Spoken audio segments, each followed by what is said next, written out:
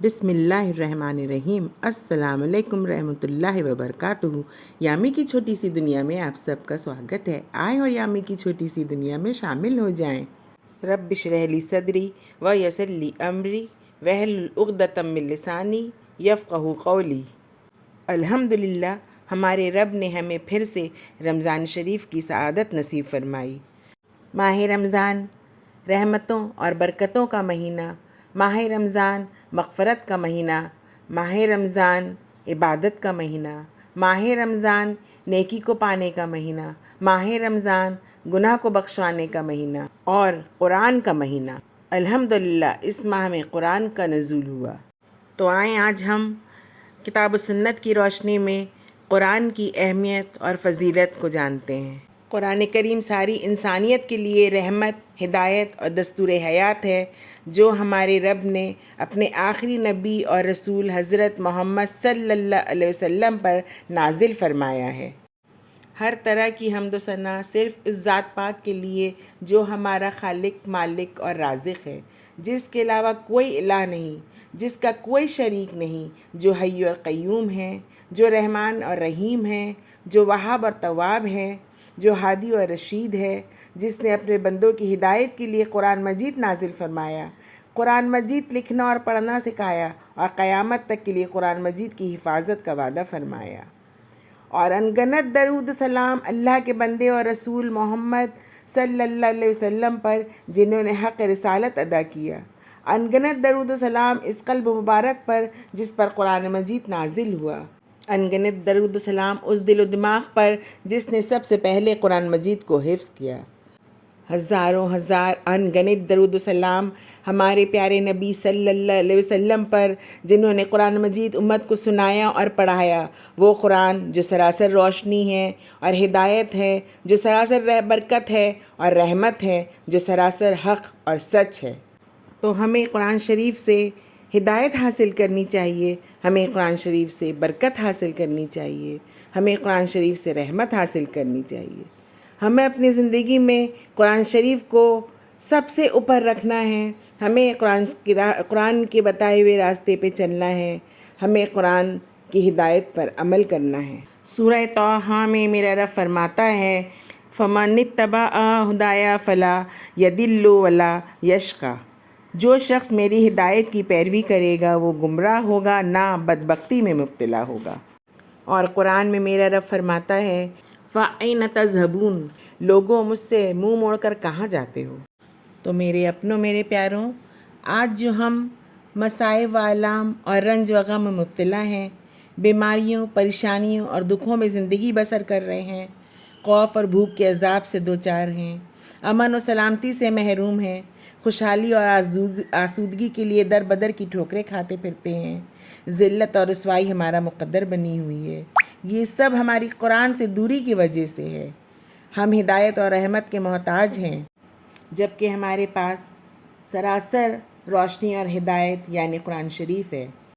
تو کیا ہم قرآن شریف سے روشنی اور ہدایت حاصل کر رہے ہیں؟ نہیں، ہم تو قرآن کو سمجھنے کی کوشش ہی نہیں کرتے، اور یہی وجہ ہے کہ آج ہم دنیا میں ذلیل و رسوا ہو گئے ہیں۔ سورہ انعام میں میرا رب فرماتا ہے، وَهَٰذَا كِتَابٌ أَنزَلْنَاهُ مُبَارَكٌ فَاتَّبِعُوهُ وَاتَّقُوا لَعَلَّكُمْ تُرْحَمُونَ۔ اور اس کتاب کو ہم نے نازل فرمایا ہے، بڑی برکت والی ہے یہ کتاب، اس کی پیروی کرو، تقوی اختیار کرو تاکہ تم لوگ رحم کیے جاؤ۔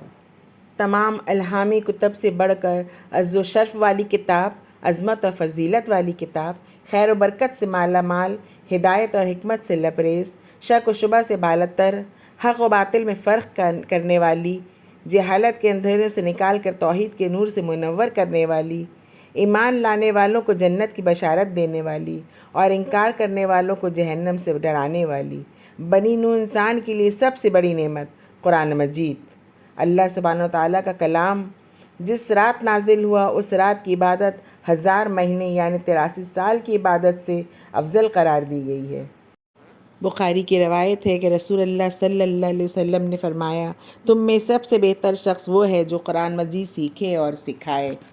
مسلم کی روایت ہے کہ قرآن مجید سیکھنے کے لیے جو شخص گھر سے نکلے، اللہ تعالیٰ اس کے لیے جنت کا راستہ آسان فرما دیتے ہیں۔ ابن ماجہ کی روایت ہے، قرآن مجید پڑھنے پڑھانے والے اللہ والے ہیں اور اس کے چنے ہوئے بندے ہیں۔ ابن ماجہ کی ایک اور روایت ہے، قرآن مجید کا علم سیکھنے والوں کے لیے زمین و آسمان کی ہر چیز حتیٰ کہ پانی کے اندر مچھلیاں بھی دعا کرتی ہیں۔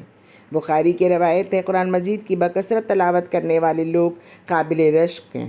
روایت ہے کہ قرآن مجید کی تلاوت کرنے والے کو ایک ایک حرف پر 10 نیکیاں ملتی ہیں۔ قرآن مجید کے بے حد و حساب فضائل نے صحابہ کرام رضی اللہ عنہم میں قرآن مجید کی تلاوت، تحفیظ، تدریس اور تعلیم کا ایسا والہانہ جذبہ پیدا کر دیا تھا کہ بیشتر صحابہ کرام رضی اللہ عنہم نے اپنی زندگیاں قرآن مجید کے لیے وقف کر رکھی تھی۔ آج اگر ہم دنیا میں مغلوب اور بے توقیر ہیں تو اس کی وجہ یہ ہے کہ ہم نے قرآن مجید کو ترک کر دیا ہے۔ ہمارا معاشرہ ایمان، نیکی، تقوی، امانت، دیانت، صداقت اور شجاعت کے بجائے شرک، بدعت، ظلم، بے رحمی، قتل و غارت، لوٹ کھسوٹ، اغوا، شراب نوشی، زنا، جوا، فحاشی، بے حیائی، بدامنی اور بدحالی میں مبتلا ہے۔ تو اس کی وجہ بھی یہی ہے کہ ہم نے قرآن مجید کو ترک کر دیا ہے۔ وہ زمانے میں معزز تھے مسلمان ہو کر اور تم خوار ہوئے تارک قرآن ہو کر۔ تو اگر ہم ذلت اور پستی کی زندگی سے نکل کر دوبارہ عزت اور وقار کی زندگی میں واپس آنا چاہتے ہیں تو ہمیں قرآن کی طرف پلٹنا ہوگا۔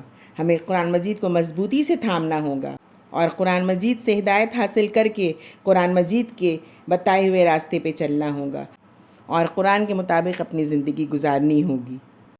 قرآن کا مطلب ہے پڑھنا۔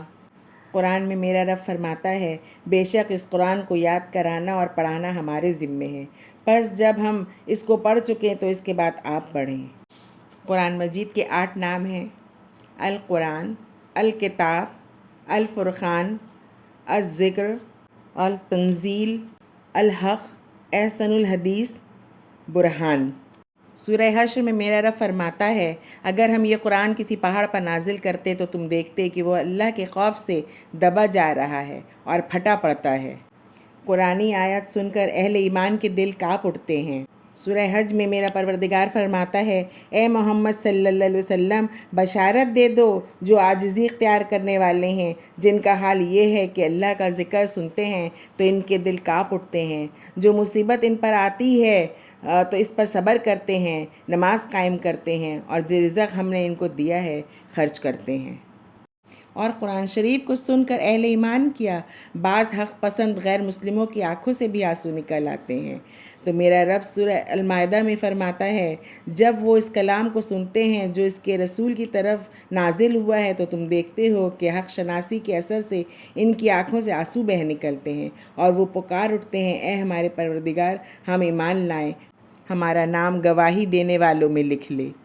قرآنی آیات سن کر اہل ایمان کے ایمان میں اور اضافہ ہو جاتا ہے۔ تو ہمارا رب فرماتا ہے سورہ انفال میں، مومن وہ ہیں جن کے دل اللہ کا ذکر سن کر کانپ اٹھتے ہیں اور جب اللہ کی آیات ان کے سامنے پڑھی جاتی ہے تو ان کا ایمان بڑھ جاتا ہے اور وہ اپنے رب پر توکل کرتے ہیں۔ قرآن شریف کی بعض صورتوں نے رسول اکرم صلی اللہ علیہ وسلم کو وقت سے پہلے بوڑھا کر دیا۔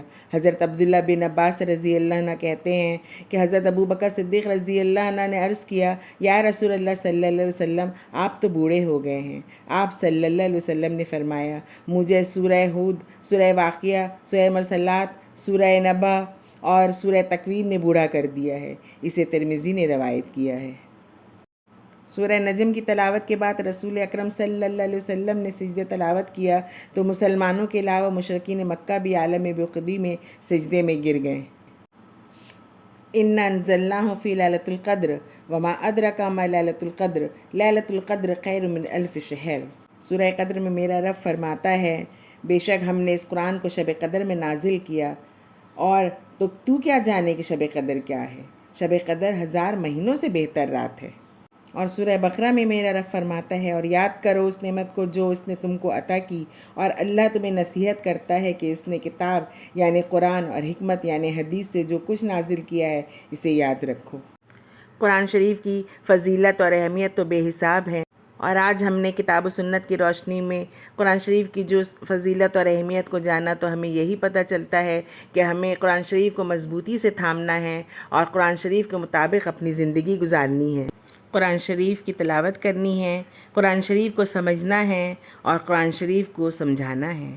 تو میں اپنے رب سے دعا کرتی ہوں کہ یا اللہ تمام امت مسلمہ کو کہنے، سننے اور سمجھنے کی توفیق عطا فرما، اور سب سے بڑھ کر عمل کرنے کی توفیق عطا فرما۔ اگر آپ سب کو میرا یہ ویڈیو پسند آیا ہو تو لائک کریں، شیئر کریں، سبسکرائب کریں، اور ہاں بیل آئیکن میں کلک کرنا نہ بھولیں، اور کمنٹ کے ذریعے مجھے اپنے قیمتی مشوروں سے نوازیں۔